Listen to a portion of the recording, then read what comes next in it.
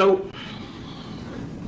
today, for the first time ever, you testified that you wiped that Mercedes down. Yeah. You've never said that before. No, I ain't know. You've never told them. You never told them that you wiped that Mercedes down? I never told detectives when I talked to them. No. Why would you not tell them? They've asked you every question under the sun about this case, right? I said detectives. I never admitted that I was involved to detectives when I first got locked up December the 9th. You know they take notes and they recorded your entire interview Right. from August. Right. Why didn't you tell them in August you wiped the car down? Because we were talking about so much, you know, we slipped my man from. And they specifically asked you, and you said They ain't asked me that way you cut it in. They ain't specifically asked me. you don't recall them asking you and you saying Justin said he had someone wipe the car down. Yeah, he told me he had somebody wipe the car down too. But you didn't think to ask him, I right? told him that I wiped it down. He said you used the right stuff, but I got somebody else to wipe it down. You know what I'm saying? So now you're saying you told Justin that you went and wiped it down. Yeah, I told him too. Why didn't you tell that to law enforcement who's seeking the truth from you, right? You know, stuff slip a person man too. You know what I'm saying? Like, Kind of an important okay, detail. Like, they ain't asked me that I wiped the car down, so You don't think so? I don't recall. Okay. When was it, if you can remember, when you said you went to wipe the car down?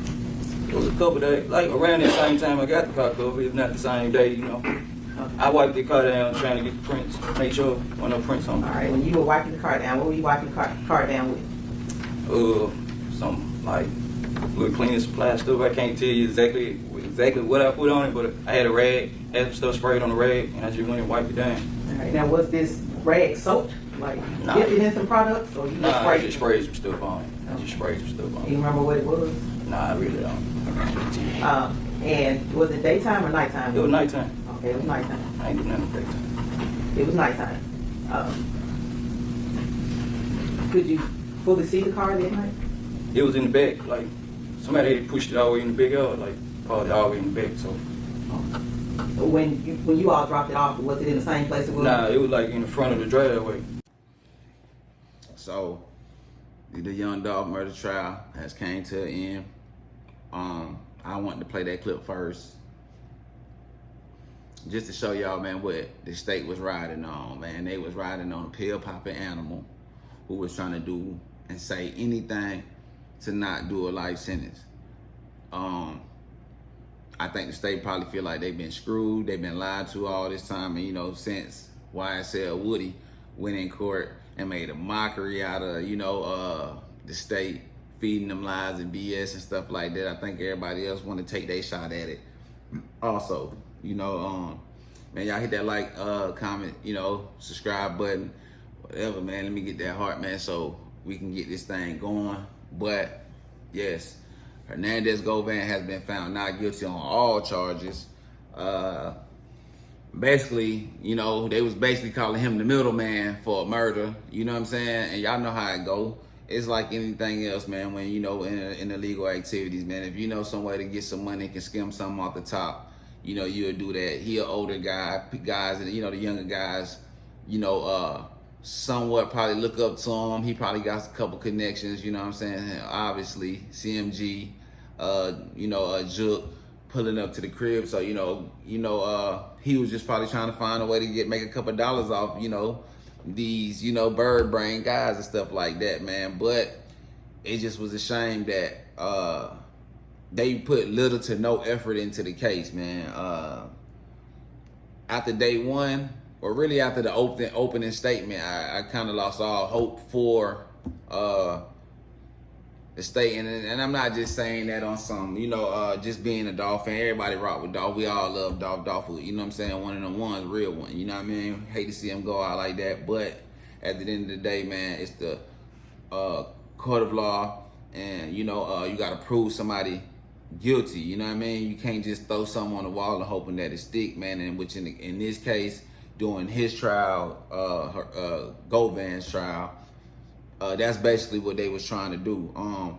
I want y'all to hear how Govan lawyer was really going in on the state, and you know, basically, you know, the MPD Memphis police and detectives and stuff, man, how crappy of a job they did, man. You know, and for Dolph family them have to relive through this situation all over again. It was distasteful, man, for his family, man. So y'all check this video out, man. Govan's lawyer, you know, giving it to the state, man, and you know we'll come right back. Pathologically why you're telling the truth. Next slide. So okay, this where Browning also told you that they last talked to Govan on November 5th. You remember an opening statement that told you Justin Johnson had not talked to Govan for at least 2 weeks prior to the murder. No communication whatsoever. But they try to tell you that, oh yeah, on November 5th, he must have talked to Govan. And then Cornelius last talked to Govan on November 15th. Just remember those. It was very specific that they argued. So let's go to the next slide. So what you'll see is, on November 5th of 2021, this is Govan's number. Her name is Govan. He's getting a call from Justin Johnson. You see this? This is the communication they had on November 5th. How many seconds is that phone call? Let me break it down to you. Zeros. It never went through. Where Browning also told you that they last talked to Govan on November 5th. You remember an opening statement that told you Justin Johnson had not talked to Govan for at least 2 weeks prior to the murder. No communication whatsoever. But they try to tell you that, oh yeah, on November 5th, he must have talked to Govan. And then Cornelius last talked to Govan on November 15th. Just remember those. It was very specific that they argued. So let's go to the next slide. So what you'll see is, on November 5th of 2021, this is Govan's number. Her name is Govan. He's getting a call from Justin Johnson. You see this? This is the communication they had on November 5th. How many seconds is that phone call? Let me break it down to you. Zeros. It never went through. There was no phone call for at least 2 weeks. No text messages. Nothing. And this is the Gossip Street painting of murder with the most famous person in Memphis. Are you kidding me right now? All right, next slide. So there's an old movie that said the tail wagging the dog. You've got Cornelius telling him what they want to say as he tells you he likes to do. And everything they're trying to do is back up what Cornelius says. There is no explanation why they didn't go talk to Joe or bring him down for questioning. There's none. There's none. All right, next slide. So just go through here. That's 10, 12 phones out there. Go through all of them. Find me a text message where a single human being tells Hernandez Govan, we need to do something. That's evil, that's violent, that's criminal. Browning told you he just came up with these slides just a day or two before all this happened. Because this is 4 years after the fact. And I'm seeing the slides for the first time. And the slides are complete BS because they keep misleading you about stuff. And so if the incriminating text existed, they would have showed them to you. They've cut off records in half so you can't see the rest of the story. Go to the next slide. We know he agreed with me that these text messages, there's thousands of them with Justin Johnson. It's about music because Justin was in videos and all that stuff and Govan was there. He was a colleague, a friend, whatever you want to call it. That doesn't make you a murder criminal. And we know he talked to Cornelius about pills. 14 communications is what they call it. What they don't tell you is how many of those 14 actually went through. What were the phone call codes? Remember, 11 is important because that goes to voicemail, or it could be 2A, or the call goes through properly. Is it a text message? I don't know. Last night I'm talking to my daughter, just about her boyfriend. Between okay, yeah, no problem, I had 16 communications with my daughter in a span of like 3.5 minutes. It doesn't mean anything. You can't presume you know what the communications are about, if in fact, for the love of God, they even went through. I want to show you one bald-faced lie by the government right there. There was no call on November 5th. Keep going. So we have the emoji, we have the 6-minute phone call, and you know this secretive plan, PRE, as his bodyguard told you, this is social media. They do this every year. This is what they do. Remember, he's a man of the community. They put it out there. Everybody knows they're doing turkey emojis every year. Most of you probably know about this. Next. All right, skip this. Let's go to the next one. And then we have this. It's not anything I could get voluntarily out of that man. We have to press and press and press to show that Justin Johnson already knew Joe. Didn't need our guy to do any of it. That is why you will never see a single text message of any incriminating nature. Because I can promise you, had it said anything, a comma out of place, they would have it plastered up here on the board saying, see, we got him, we got him. Next. So as y'all see, man, and that clip was actually longer than that, man. Y'all go to Hernandez, check out the full interview. He got it much more longer, or y'all can just go watch the trial. It's on a lot of these crime and law channels or whatever. But just if you just want to see like those certain points and stuff like that, man, y'all go to Hernandez, check it out. But he basically getting on the state, you know, the detectives and everybody that's playing a part of it, saying, man, how sloppy of a job, they haven't proved nothing, y'all believe in a liar, nothing he said out his mouth it has been true yet. He's doing anything to get up out of their life sentence, you know what I'm saying? And which I seen a few parts of this trial. Trial only lasted like 3 days, 4 days, and it's you know, from start to finish, and it's over. I seen, I want to say day 2 of this trial. Can't remember which day it was, but you can see the some of the interrogation videos, man. They leading, you know, basically leading the people on in the interrogation room on what to say, and you know, certain names and stuff like that. And you know, everybody know, man, you can't do that. You can't give these people hints or, you know, leading stuff to try to get them to say, you know, basically what y'all want them to say, man. So on that part, it was sloppily done.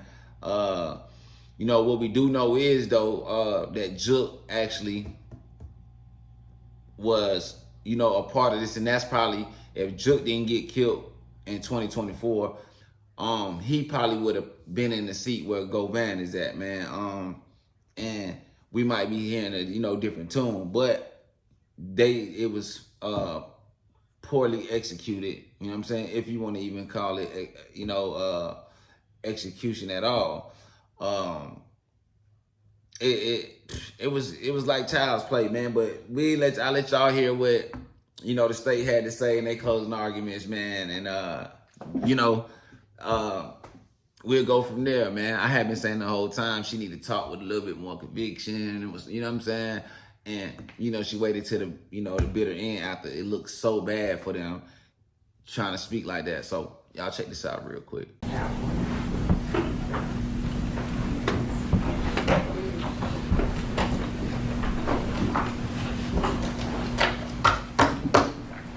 Are you kidding me right now? Spencer just called the whole city of Memphis stupid and dumb. Everybody from the DA to the police officers to the prosecutors, he called y'all dumb. Called everybody, all one of them dumb. Are you kidding me right now? Are you kidding me right now? This case is not about the prosecutor. This case is not about Jook. This case is not about Justin. This case is not about Cornelius. This case is about Hernandez Govan. He is the person on trial. Not the city of Memphis, not the DA, not the prosecutors, not you, Hernandez Govan. That's who we are here about today. That's what this proof has been about. Embarrassed. Who should be embarrassed? Hernandez Govan. He is the person that made the choice to get engaged in this conspiracy. He made that choice. We've talked about choices. There are a few things in life that we can control, and our choices are one of them. What choices did Hernandez Govan make? You've heard that over the last few days of the choices that he's made. His choices led us here today. All right, police, they say they didn't do a good job. Convenient story. Something, novel. Because they didn't arrest everybody has to be arrested for them to do a good job. There was a twofold investigation. Sergeant Browning and Sergeant Dabney both told you that. It's very convenient that that part was left out of the defense's argument. There was a twofold investigation. Homicide and MGU, those were two different entities within the Memphis Police Department. There was an ongoing investigation. And as Ms. Williams mentioned in her closing statements, this is a conspiracy. It's ongoing.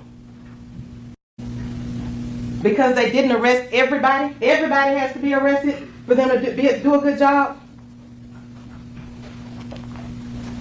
There was a twofold investigation. Sergeant Browning and Sergeant Dabney both told you that. It's very convenient that that part was left out of the defense's argument. There's a twofold investigation. Homicide and MGU, those are two different entities within the Memphis Police Department. There was an ongoing investigation. And as Ms. Williams mentioned in her closing statements, this is a conspiracy. It's ongoing. To let you know that they were still investigating, look at the call records. Look at when those call records were received. Now, defense will have you believe that, there are thousands and thousands and thousands of pages of call records. There are. But guess what? You'll have access to all of that, and they're on a flash drive. You can search. You can put in the numbers that were given to you, when things happen, what happened with those calls. They're there for you. There's no hiding. There's no putting them aside. They're there for you to look at. So, y'all hear the closing. She tried her best to deal with, to do what she do with what she had. She probably believes she had a shot. If I ain't mistaken, I think I heard them people say Govan attorneys was like public defenders, or was appointed to him because he didn't have the paper. Man, he damn sure got some of the best ones I ever seen. You know what I mean? They was on point. The whole team was on point. And I think in one of his statements he was saying that he didn't believe in convicting people wrongfully, and that's the reason why he stepped in. And you can't just do that because people are famous, and he got it. And he's right. You can't just, you know what I'm saying, want to put anybody in jail because of somebody fame or likeness, you know what I mean, and stuff like that. So, he gave them folks the business, man, and it was so far-fetched of them winning their case, man. At most, I seen a mistrial, but, I really, and that was just trying to think between the two, you know what I'm saying, the lesser of the two, but overall, everybody has been saying that this guy was gonna get found out guilty. You couldn't really believe nothing from Cornelius. His girlfriend or baby mom, she got on the stand, she was lying. Some lady, his alleged grandma, he said something about her giving her some money and stuff like that. She said that never happened, man. So, this case went from, sugar to, SHIT, you feel me? And it was just a bad look, man. But it is what it is. The case over. I don't think nothing else is gonna come out of this, man. The job was sloppy done.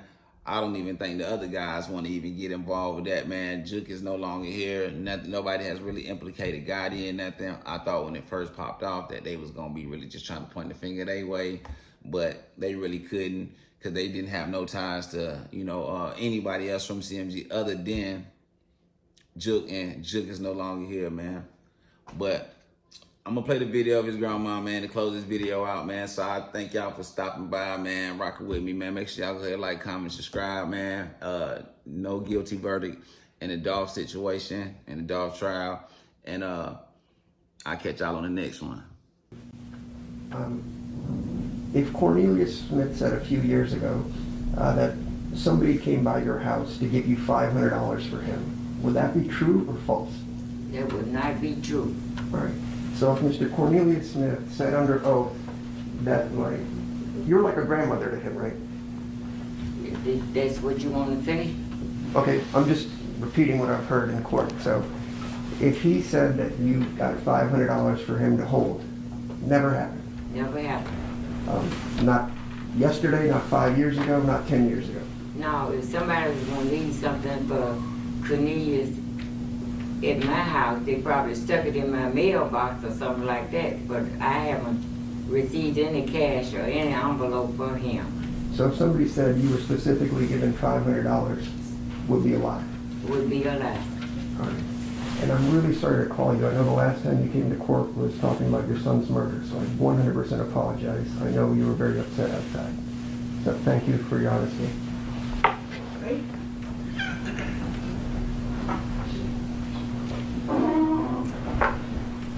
No cross, Your Honor. Thank you, ma'am, for coming. And today, I just want to make clear, you're saying that $500 was hand-delivered by Justin with a letter to your neighbor. Right. And her name, just to be clear, is Vivian Fifi, right? Correct. Lives next door to your dad. Correct. And you know that happened, correct? Correct. You say you were on the phone with Justin and Miss Fifi when that was happening. Correct. And to confirm that Miss Fifi actually got the money, Correct. okay? Now, but you would agree with me that's not the story you first told law enforcement, right? I don't recall. You don't recall? I can't say he's correct in that, because I don't know what I told them, like, when I first talked to him. But is that I the truth? can't recall the interview that I had with them back then, so I can't say it's correct or it's not. Okay. Well, did you tell them that you told them the truth, right? Yeah, I told them the truth. All I right. told them.